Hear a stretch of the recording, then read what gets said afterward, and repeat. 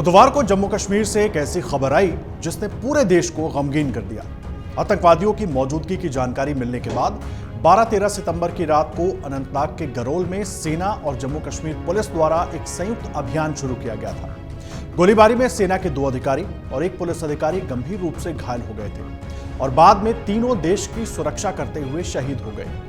सेना के colonel Manpreet Singh, battalion commanding major Ashish Dhaunak और जम्मू कश्मीर पुलिस के डीएसपी हुमायूं भट्ट की शहादत से पूरा देश स्तब्ध है। जहां एक तरफ पूरा देश गमगीन है, वहीं दूसरी तरफ इस पर राजनीति भी शुरू हो गई है। धारा 370 हटने के बाद से लगातार सरकार की तरफ से यह कहा जाता रहा है कि जम्मू कश्मीर में हालात अब पहले से बहुत बेहतर हैं।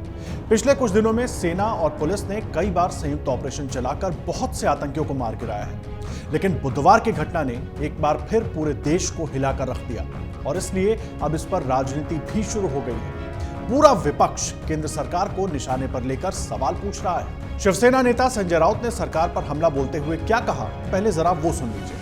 हमारे प्रधानमंत्री के ऊपर भारतीय जनता पार्टी के कार्यकर्ता फुल बरसा रहे थे, अच्छी बात है। G20 का सक्सेस हम भी चाहते हैं कि ये सक्सेस अगर है, वो मानते हैं तो फुल बरसाने चाहिए। लेकिन उसी वक्त कश्मीर में टेररिस्ट हमारे जवानों के ऊपर गोलियां बरसा रहे थे। 3 सीनियर अफसर शहीद हो गए, 2 आर्मी के हैं, एक डीएसपी है। एक साथ 3 बड़े अधिकारियों का शहीद होना ये क्या दर्शाता है कि आज भी जम्मू कश्मीर की हालत ठीक नहीं है। वहाँ सरकार नहीं है, वहाँ चुनाव नहीं हो रहे हैं, वहाँ के लोग परेशान हैं, सरकार का नियंत्रण नहीं है।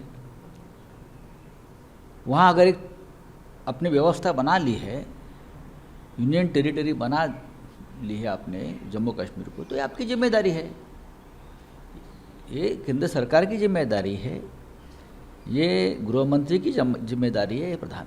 लेकिन आए दिन 2 या 3 जवानों की शहादत हम देख रहे हैं, ये बहुत ही अस्वस्थ करने वाली घटनाएं हैं। सुना आपने संजय राउत के आरोप को। जब जवानों पर गोली चल रही थी तो दिल्ली में प्रधानमंत्री पर फूल बरसाए जा रहे थे। साथ ही उन्होंने सवाल उठाते हुए कहा कि आज भी जम्मू कश्मीर की हालत ठीक नहीं है, वहां सरकार नहीं है, वहां चुनाव नहीं हो रहे हैं।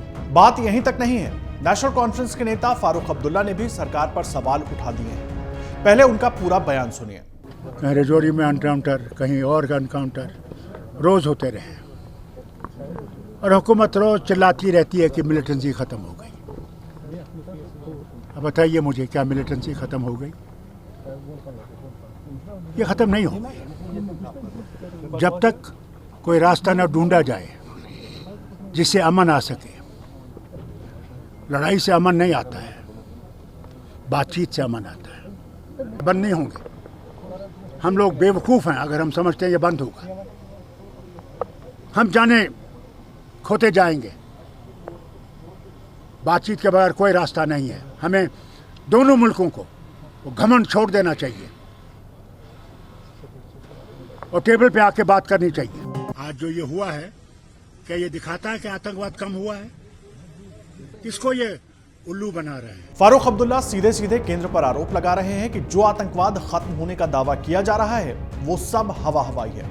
ऐसा होता तो आतंकी घटनाएं क्यों हो रही हैं? लेकिन फारूक अब्दुल्ला ने पाकिस्तान का नाम लेने पर इनकार कर दिया। क्या कहा, सुनिए। न तो मैं इंटेलिजेंस में हूँ, न मैं हुकूमत में, न मैं ये इसका जवाब दे सकता हूँ वो आते कहाँ से।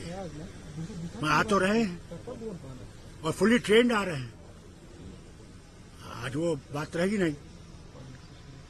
मुझे तो ये भी डर लग रहा है कि कहीं ये गैर मुल्की किसी और मुल्क से तो नहीं है।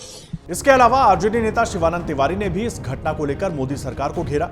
ऐसी घटनाओं पर सवाल तो जरूर पूछे जाने चाहिए, लेकिन इस तरह की राजनीति जो हो रही है उसे कैसे देखा जाए? मैंने जरा सा एक जवाबदेही का एहसास जो होना चाहिए वो भी नहीं हो रहा है। एक तरफ मणिपुर में आग लगी हुई है, अभी कल परसों 3 आदमी वहां मारे गए। वहां जो असम राइफल्स है उसको वहां से निकालने के लिए धरना दिया जा रहा है। महीनों से यह मामला चल रहा है, 150 से अधिक आदमी मारे जा चुके हैं।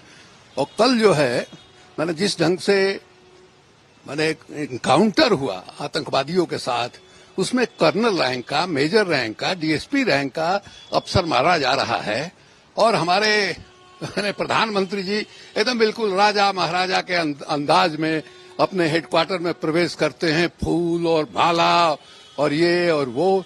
ऐसा लग रहा है कहीं कुछ देश में चारों तरफ अमन चैन है, कहीं चिंता करने की बात नहीं है, उस तरह से जश्न मनाया जा रहा है।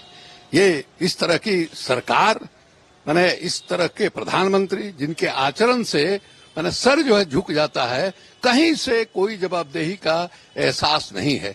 इसलिए हमको ऐसा लगता है कि अब जो है जनता धीरे धीरे उब गई है उनसे।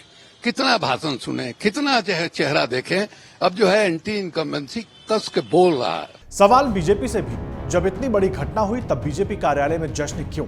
और विपक्ष के दलों से भी ऐसे वक्त में एकजुट होकर आतंक और आतंकवादियों को जवाब देना चाहिए या आरोप प्रत्यारोप? फैसला आप खुद कीजिए। अमर उजाला अब आपके टीवी पर भी। अपने स्मार्ट टीवी पर यूट्यूब पर सर्च करें अमर उजाला, चैनल सब्सक्राइब करें और देखें ताजा खबरें, वो भी HD क्वालिटी में। और हाँ, बेल आइकन दबाना ना भूलें ताकि हर खबर हो आपके घर। अमर उजाला, निष्पक्ष, निर्भीक, निरंतर।